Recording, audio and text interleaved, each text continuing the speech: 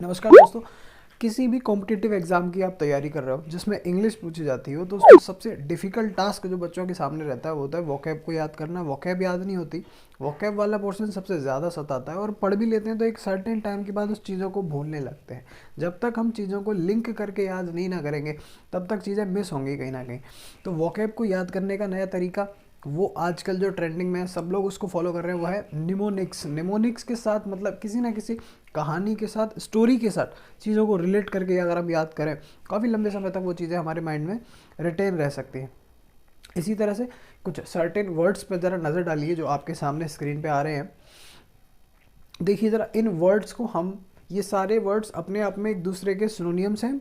First line में जो word लिखे हुए हैं एंड आफ्टर उनके सामने जो है वो सब आपस में सिनोनियम्स हैं। याद करेंगे हम इनको निमोनिक्स के साथ, मतलब किसी ना किसी ऐसी स्टोरी के साथ, कहानी के साथ जिनको लिंक करके, जिससे हमें काफ़ी लंबे समय तक इनको याद रखने में मदद होगी, हेल्पफुल साबित होंगे। और ये कुछ ऐसे वर्ड्स हैं जो प्रीवियस ईयर एग्जामिनेशन में कई बार देखे गए हैं। आइए ज़रा शुरुआत करते हैं। सबसे पहला वर्ड आपका है इंडस्ट्रियस। सबसे पहला वर्ड आप जो देख रहे हैं वो है इंडस्ट्रियस। इंडस्ट्रियस मतलब मेहनती व्यक्ति को बोला जाता है, तो इंडस्ट्रियस बोले या उसको शेड्यूलस बोले, दोनों का मीनिंग होता है मेहनती, हार्ड वर्किंग पर्सन अगर है। इसका एक और सिनोनियम जो मुझे याद आ रहा है वो है इंडस्ट्रियस, शेड्यूलस एंड डिलीजेंट। क्या?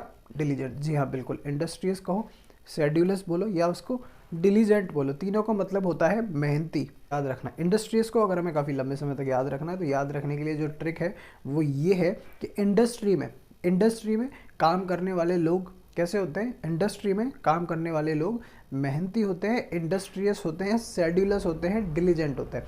क्लियर हुआ कि इंडस्ट्री में काम करने वाले लोग इंडस्ट्रियस होते हैं। नेक्स्ट वर्ड है आपका adulteration. Next word is adulteration. Adulteration का मीनिंग है एक्सेसिव प्रेज। मतलब क्या है? एक्सेसिव प्रेज, ज़्यादा तारीफ करना, ठीक है ना?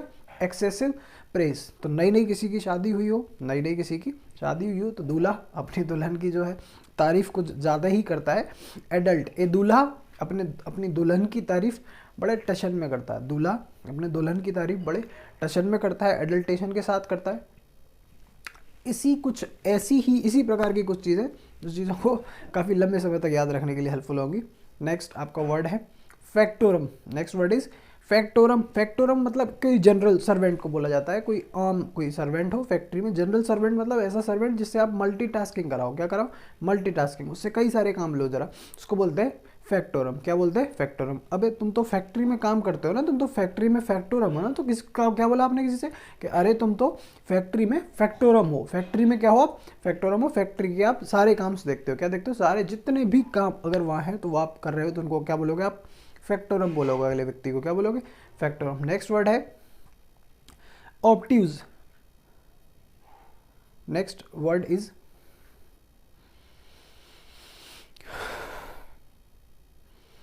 नेक्स्ट वर्ड है आपका ऑब्ट्यूज।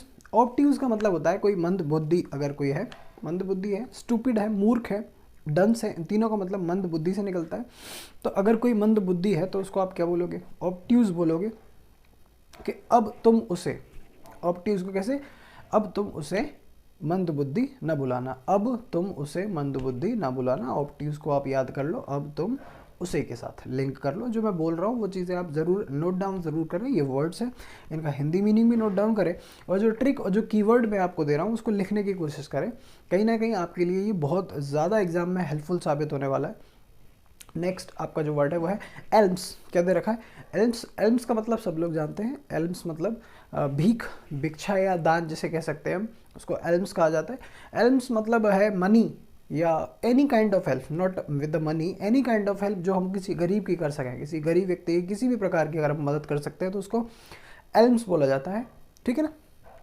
तो अब आलम ये है, अब तो आलम ये है कि एल्म्स मांगना पड़ रहा है। अब कैसा आलम है कि अब एल्म्स मांगना पड़ रहा है, अब भीख मांगनी पड़ रही है, किसी से मदद मांगनी पड़ रही है, तो वैसे केस में आप एल्म्स का यूज़ कर सकते हैं।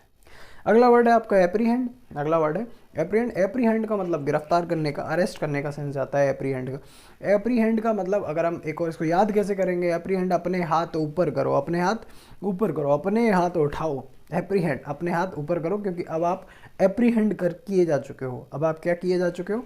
एप्रीहेंड किए जा चुके हो, अपने हाथ ऊपर उठाओ। नेक्स्ट आपका वर्ड है वो है एले। नेक्स्ट वर्ड इज एले। एले का मतलब है किसी को बहलाना फुसलाना का सेंस होता है, फ्लैटरिंग करना, चाहे उसको तारीफ करके उसकी चापलूसी करके करो या उसको प्यार से शांत करो, प्यार से उसको क्या करो, शांत करो, दोनों सेम मीनिंग कन्वे करते हैं।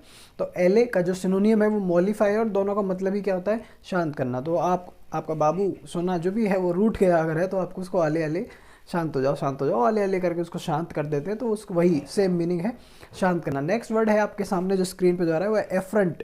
Next word is affront. Affront का मतलब होता है ह्यूमिलिएशन, किसी का अपमान करना। क्या करना, अपमान करना। तो किसी का अपमान किसी के फ्रंट में है ना, आपको एफ्रंट को याद, आप फ्रंट, एफ्रंट को आप याद करो, आप फ्रंट। तो आप फ्रंट में किसी का एफ्रंट मत करो, आप किसी के फ्रंट में उसका एफ्रंट ना करो, किसी का अपमान उसके फ्रंट में, किसी की भी फ्रंट में किसी का भी एफ्रंट नहीं करना चाहिए। नेक्स्ट वर्ड है आपका कोजेंट। नेक्स्ट वर्ड है आपका कोजेंट, मतलब कन्विंसिंग।